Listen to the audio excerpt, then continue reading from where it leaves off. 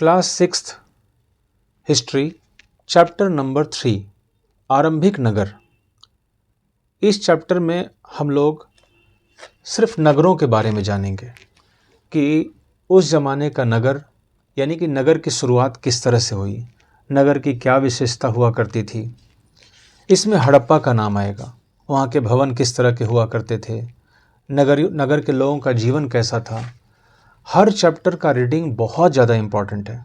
जब तक आप चैप्टर की रीडिंग नहीं करेंगे तब तक जिस लेवल को आप टच करना चाहते हैं उस तरह के लेवल को आप टच नहीं कर सकते। इसलिए रीडिंग बहुत इम्पॉर्टेंट है। आइए शुरुआत करते हैं। पुराने भवन का संरक्षण। जसपाल और हरप्रीत अपने घर के पास की गली में क्रिकेट खेल रहे थे। उन्होंने देखा कि कुछ लोग उस खंडहर घर की तारीफ कर रहे थे जिसे गली के बच्चे भूतहा घर कहा करते थे। एक ने कहा, इसकी वास्तुकला को देखो, क्या आपने कहीं लकड़ी पर इतनी सुंदर नक्काशी देखी है? दूसरी महिला ने कहा, हमें मंत्री जी को पत्र लिखकर कहना चाहिए कि वह इस खूबसूरत घर को सुरक्षित रखने के लिए इसकी मरम्मत कराने की व्यवस्था करें। यह सब सुनकर जसपाल और हरप्रीत सोचने लगे कि इस पुराने खंडहर से लोगों का इतना लगाव क्यों हो सकता है। हड़प्पा की कहानी। अक्सर पुरानी इमारत अपनी कहानी बताती है। लगभग 150 साल पहले जब पंजाब में पहली बार रेलवे लाइन बिछाई जा रही थी तो इस काम में जुटे इंजीनियरों को अचानक हड़प्पा स्थल मिला जो आधुनिक पाकिस्तान में है। उन्होंने सोचा कि यह एक ऐसा खंडहर है जहां से अच्छी ईंटें मिलेगी। यह सोचकर वे हड़प्पा के खंडहरों से हजारों ईंटें उखाड़ ले गए जिससे उन्होंने रेलवे लाइन बिछाई। इससे कई इमारत पूरी तरह नष्ट हो गई। उसके बाद लगभग 80 साल पहले पुरातत्वविदों ने इस स्थल को ढूंढा और तब पता चला कि यह खंडहर उपमहाद्वीप के सबसे पुराने शहरों में से एक है। चूंकि इस नगर की खोज सबसे पहले हुई थी, इसीलिए बाद में मिलने वाले इस तरह के सभी पुरास्थलों में जो इमारतें और चीज़ें मिली उन्हें हड़प्पा सभ्यता की इमारतें कहा गया। इन शहरों का निर्माण लगभग 4700 साल पहले हुआ था। प्रायः पुरानी इमारतों को तोड़कर उनकी जगह नए भवन बनाए जाते हैं। क्या तुम्हें लगता है कि पुरानी इमारतों को सुरक्षित रखना चाहिए? इन नगरों की विशेषता क्या थी? इन नगरों में से कई को 2 या उससे ज़्यादा हिस्सों में विभाजित किया गया था। प्रायः पश्चिमी भाग छोटा था लेकिन ऊंचाई पर बना था और पूर्वी हिस्सा बड़ा था लेकिन यह निचले इलाके में था। ऊंचाई वाले भाग को पुरातत्वविदों ने नगर दुर्ग कहा है और निचले हिस्से को निचला नगर कहा है। दोनों हिस्सों की 4 दीवारियां पकी ईंटों की बनाई जाती थी। इसकी ईंटें इतनी अच्छी पकी थीं कि हजारों साल बाद आज तक उनकी दीवारें खड़ी रहीं। दीवार बनाने के लिए ईंटों की चिनाई इस तरह करते थे जिससे कि दीवारें खूब मजबूत रहें। कुछ नगरों के नगर दुर्ग में कुछ खास इमारतें बनाई गई थी। मिसाल के तौर पर मोहनजोदड़ो में खास तालाब बनाया गया था जिसे पुरातत्वविदों ने महान स्नानागार कहा है। इस तालाब को बनाने में ईंट और प्लास्टर का इस्तेमाल किया गया था। इसमें पानी का रिसाव रोकने के लिए प्लास्टर के ऊपर चारकोल की परत चढ़ाई गई थी। इस सरोवर में 2 तरफ से उतरने के लिए सीढ़ियां बनाई गई थी और चारों ओर कमरे बनाए गए थे। इसमें भरने के लिए पानी कुएं से निकाला जाता था। उपयोग के बाद इसे खाली कर दिया जाता था।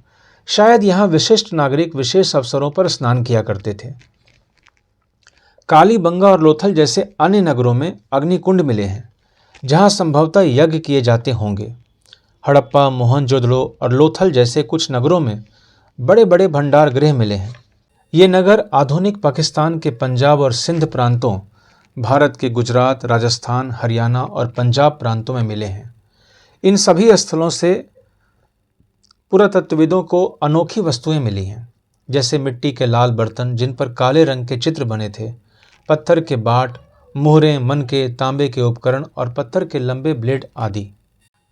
भवन, नाले और सड़कें। इन नगरों के घर आमतौर पर 1 या 2 मंजिले होते थे। घर के आंगन के चारों ओर कमरे बनाए जाते थे। अधिकांश घरों में एक अलग स्नानघर होता था और कुछ घरों में कुएं भी होते थे। कई नगरों में ढके हुए नाले थे। इन्हें सावधानी से सीधी लाइन में बनाया जाता था। हर नाली में हल्की ढलान होती थी ताकि पानी आसानी से बह सके। अक्सर घरों की नालियों को सड़कों की नालियों से जोड़ दिया जाता था, जो बाद में बड़े नालों में मिल जाती थी। नालों के ढके होने के कारण इनमें जगह जगह पर मेन होल बनाए गए थे, जिनके जरिए इनकी देखभाल और सफाई की जा सके। घर, नाले और सड़कों का निर्माण योजनाबद्ध तरीके से एक ही साथ किया जाता था। यहाँ पर वर्णित घरों और पिछले अध्याय में वर्णित घरों में तुम्हें क्या अंतर दिखाई देता है? कोई दो अंतर बताओ। नगरीय जीवन। हड़प्पा के नगरों में बड़ी हलचल रहा करती होगी। यहाँ पर ऐसे लोग रहते होंगे जो नगर की खास इमारतें बनाने की योजना में जुटे रहते थे। ये संभवतः यहाँ के शासक थे। यह भी संभव है कि ये शासक लोगों को भेजकर दूर दूर से धातु, बहुमूल्य पत्थर और अन्य उपयोगी चीज़ें मंगवाते थे। शायद शासक लोग खूबसूरत मनकों तथा सोने चांदी से बने आभूषणों जैसी कीमती चीज़ों को अपने पास रखते होंगे। इन नगरों में लिपिक भी होते थे, जो मुहरों पर तो लिखते ही थे और शायद अन्य चीज़ों पर भी लिखते होंगे जो बच नहीं पाई है। इसके अलावा नगरों में शिल्पकार, स्त्री पुरुष भी रहते थे, जो अपने घरों या किसी उद्योग स्थल पर तरह तरह की चीज़ें बनाते होंगे। लोग लंबी यात्राएं भी करते थे और वहाँ से उपयोगी वस्तुएं लाते थे, और साथ ही लाते थे सुदूर देशों की किस्से कहानियाँ। मिट्टी से बने कई खिलौने भी मिले हैं जिनसे बच्चे खेलते होंगे। नगर में रहने वाले लोगों की एक सूची बनाओ। क्या इनमें से कुछ ऐसे लोग हैं जो मेहरगढ़ जैसे गांव में रहते थे? सबसे ऊपर मोहनजोदड़ो की एक सड़क और उसमें बना नाला, ऊपर एक कुआं, बाईं ओर नीचे हड़प्पा की एक मोहर। इस मोहर के ऊपर के चिन्ह एक खास लिपि में है। उपमहाद्वीप में पाए गए लेखन का यह प्राचीनतम उदाहरण है। विद्वानों ने इसे पढ़ने की कोशिश की है, लेकिन अभी तक यह पता नहीं चल पाया है कि इसका अर्थ क्या है। दाईं ओर नीचे पकी मिट्टी के खिलौने, नगर और नए शिल्प। आओ अब कुछ ऐसी चीज़ों के बारे में अध्ययन करें जो हड़प्पा के नगरों से प्राप्त हुई है। पुरातत्वविदों को जो चीज़ें वहाँ मिली हैं उनमें अधिकतर पत्थर, शंख, तांबे, कांसे, सोने और चांदी जैसी धातुओं से बनाई गई थी। तांबे और कांसे से औजार, हथियार, गहने और बर्तन बनाए जाते थे। सोने और चांदी से गहने और बर्तन बनाए जाते थे। यहाँ मिली सबसे आकर्षक वस्तुओं में मनके, बाट और फलक हैं। हड़प्पा सभ्यता के लोग पत्थर की मोहरें बनाते थे। इन आयताकार मोहरों पर सामान्यतः जानवरों के चित्र मिलते हैं। हड़प्पा सभ्यता के लोग काले रंग से डिजाइन किए हुए खूबसूरत लाल मिट्टी के बर्तन बनाते थे। देखो पृष्ठ 6।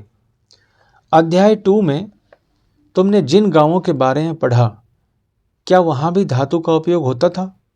क्या वे पत्थर के बाट बनाते थे?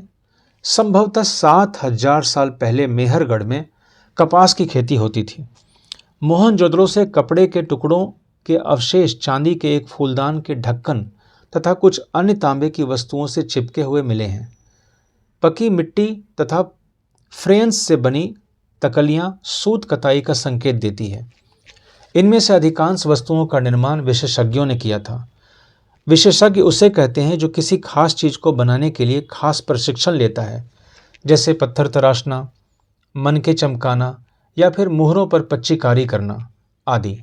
पृष्ठ 28 पर चित्र देखो कि मूर्ति का चेहरा कितने आकर्षक ढंग से बनाया गया और उसकी दाढ़ी कितनी अच्छी तरह दर्शाई गई है। यह किसी विशेषज्ञ मूर्तिकार का ही काम हो सकता है। हर व्यक्ति विशेषज्ञ नहीं हो सकता था। हमें यह पता नहीं है कि क्या सिर्फ पुरुष ही ऐसे कामों में प्रशिक्षण हासिल करते थे या फिर केवल महिलाएं ही। शायद कुछ महिलाएं और पुरुष दोनों ही इस काम में दक्ष थे। फेयंस, पत्थर और शंख प्राकृतिक तौर पर पाए जाते हैं, लेकिन फेयंस को कृत्रिम रूप से तैयार किया जाता है। बालू या स्फटिक पत्थरों के चूर्ण को गोंद में मिलाकर उनसे वस्तुएं बनाई जाती थी। उसके बाद उन वस्तुओं पर एक चिकनी परत चढ़ाई जाती थी। इस चिकनी परत के रंग प्रायः नीले या हल्के समुद्री हरे होते थे। फेयंस से मनके, चूड़ियाँ, बाले और छोटे बर्तन बनाए जाते थे। ऊपर पत्थर के बाट देखो, कितने ध्यान से और उपयुक्त तरीके से इन बाटों को बनाया गया है। इन्हें चर्ट पत्थर से बनाया गया था। इन्हें शायद बहुमूल्य पत्थर और धातुओं को तौलने के लिए बनाया गया होगा। मध्य में बाएं मनके इनमें से कई कार्निलियन पत्थरों से बनाए गए थे। पत्थरों को काट और तराश कर मनके बनाए गए। इनके बीच छेद किए गए थे ताकि धागा डालकर माला बनाई जाए। मध्य में दाएं पत्थर के धारदार फलक, नीचे दाएं कढ़ाईदार वस्त्र, एक महत्वपूर्ण व्यक्ति की पत्थर से बनी मूर्ति जो मोहनजोदड़ो से मिली थी। इसमें उसे कढ़ाईदार वस्त्र पहने दिखाया गया है। कच्चे माल की खोज में। कच्चा माल उन पदार्थों को कहते हैं जो या तो प्राकृतिक रूप से मिलते हैं या फिर किसान या पशुपालक उनका उत्पादन करते हैं। जैसे लकड़ी या धातुओं के अयस्क प्राकृतिक रूप से उपलब्ध कच्चे माल हैं। इनसे फिर कई तरह की चीज़ें बनाई जाती है। मिसाल के तौर पर किसानों द्वारा पैदा किए गए कपास को कच्चा माल कहते हैं, जिससे बाद में कताई बुनाई करके कपड़ा तैयार किया जाता है। हड़प्पा में लोगों को कई चीज़ें वहीं मिलती थीं, लेकिन तांबा, लोहा, सोना, चांदी और बहुमूल्य पत्थरों जैसे पदार्थों का वे दूर दूर से आयात करते थे। हड़प्पा के लोग तांबे का आयात संभवतः आज के राजस्थान से करते थे। यहाँ तक कि पश्चिम एशियाई देश ओमान से भी तांबे का आयात किया जाता था। कांसा बनाने के लिए तांबे के साथ मिलाई जाने वाली धातु टिन का आयात आधुनिक ईरान और अफगानिस्तान से किया जाता था। सोने का आयात आधुनिक कर्नाटक और बहुमूल्य पत्थर का आयात गुजरात, ईरान और अफगानिस्तान से किया जाता था। चीज़ों को एक जगह से दूसरी जगह कैसे ले जाया जाता था। इन चित्रों को देखो, एक खिलौना है और दूसरी एक मुहर। क्या तुम बता सकते हो कि हड़प्पा के लोग यातायात के लिए किन साधनों का प्रयोग करते थे? पिछले अध्यायों में क्या तुमको पहिए वाले वाहनों की जानकारी दी गई है? बच्चों का खिलौना हल। आज हल चलाने वाले ज़्यादातर किसान पुरुष होते हैं। हमें ज्ञात नहीं है कि क्या हड़प्पा में भी यही प्रथा थी। नगरों में रहने वालों के लिए भोजन। लोग नगरों के अलावा गांवों में भी रहते थे। वे अनाज उगाते थे और जानवर पालते थे। किसान और चरवाहे ही शहरों में रहने वाले शासकों, लेखकों और दस्तकारों को खाने के सामान देते थे। पौधों के अवशेषों से पता चलता है कि हड़प्पा के लोग गेहूं, जौ, दालें, मटर, धान, तिल और सरसों उगाते थे। जमीन की जुताई के लिए हल का प्रयोग एक नई बात थी। हड़प्पा काल के हल तो नहीं बच पाए हैं क्योंकि वे प्रायः लकड़ी से बनाए जाते थे, लेकिन हल के आकार के खिलौने मिले हैं। इस क्षेत्र में बारिश कम होती है, इसलिए सिंचाई के लिए लोगों ने कुछ तरीके अपनाए होंगे। संभवतः पानी का संचय किया जाता होगा और ज़रूरत पड़ने पर उससे फसलों की सिंचाई की जाती होगी। हड़प्पा के लोग गाय, भैंस, भेड़ और बकरियां पालते थे। बस्तियों के आसपास तालाब और चरागाह होते थे, लेकिन सूखे महीनों में मवेशियों के झुंडों को चारा पानी की तलाश में दूर दूर तक ले जाया जाता था। वे बेर जैसे फल को इकट्ठा करते थे, मछलियां पकड़ते थे और हिरन जैसे जानवर का शिकार भी करते थे। गुजरात में हड़प्पा कालीन नगर का सूक्ष्म निरीक्षण। कच्छ के इलाके में खदिर बेत के किनारे धौलावीरा नाम नगर बसा था। वहाँ साफ पानी मिलता था और ज़मीन उपजाऊ थी। जहाँ हड़प्पा सभ्यता के कई नगर दो भागों में विभक्त थे, वहीं धौलावीरा नगर को 3 भागों में बांटा गया था। इसके हर हिस्से के चारों ओर पत्थर की ऊंची ऊंची दीवार बनाई गई थी। इसके अंदर जाने के लिए बड़े बड़े प्रवेश द्वार थे। इस नगर में एक खुला मैदान भी था जहाँ सार्वजनिक कार्यक्रम आयोजित किए जाते थे। यहाँ मिले कुल अवशेषों में हड़प्पा लिपि के बड़े बड़े अक्षरों को पत्थरों में खुदा पाया गया है। इन अभिलेखों को संभवतः लकड़ी में जड़ा गया था। यह एक अनोखा अवशेष है क्योंकि आमतौर पर हड़प्पा के लेख मुहर जैसी छोटी वस्तुओं पर पाए जाते हैं। गुजरात की खंभात की खाड़ी में मिलने वाली साबरमती की एक उपनदी के किनारे बसा लोथल नगर ऐसे स्थान पर बसा था जहां कीमती पत्थर जैसा कच्चा माल आसानी से मिल जाता था। यह पत्थरों, शंखों और धातुओं से बनाई गई चीज़ों का एक महत्वपूर्ण केंद्र था। इस नगर में एक भंडार गृह भी था।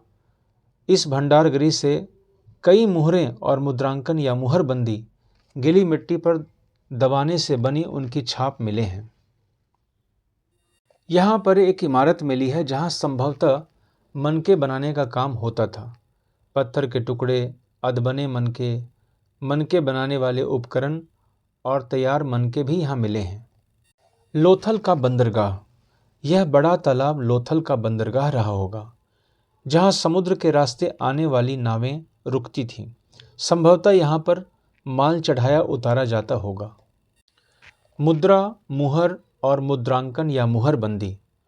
मुहरों का प्रयोग सामान से भरे उन डिब्बों या थैलों को चिन्हित करने के लिए किया जाता होगा जिन्हें एक जगह से दूसरी जगह भेजा जाता था।